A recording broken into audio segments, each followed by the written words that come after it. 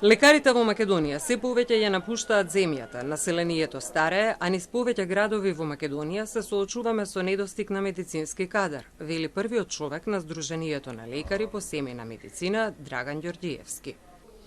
Се сменија неколку министри досега и ниту еден немаше слух за проблемот со кој се соочуваме лекарите по семејна медицина, вели Ѓорѓиевски, кој е воедно и подпредседател на Европската унија на семејни лекари.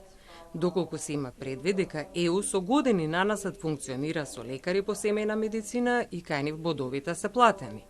Но она на кое што сега се работи таму е зголемување на коефициентот. И конечно веќе еднаш за секогаш специјалистот по семејна медицина треба да добие својата улога. Токму имаме поддршка сега и од Европската унија, бидејќи таму веќе земјите членки во Европскиот парламент поднесуваат директива со која специјализацијата по семејна медицина ќе стане еднаква како специјалност со останатите специјализации. Македонија за жал се уште не признава ко семејни лекари.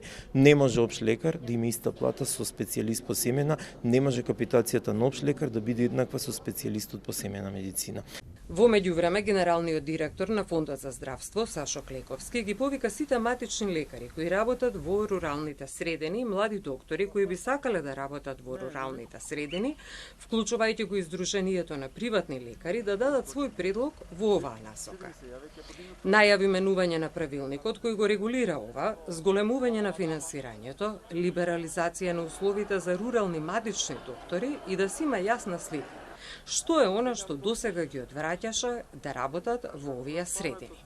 Во моментот во нашиот систем се планирани 96 рурални матични лекари, а се пополнети 44, односно функционираат 44 матични лекари, недостасуваат 52 места матични лекари во руралните подрачја.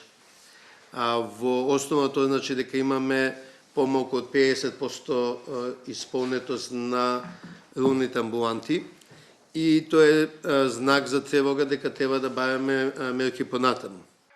Многу брзо ќе треба да се размислува не само за руралните матични лекари, туку и за малите места кои не се дефинирани како такви. Например, во Ресен се само 3 матични лекари.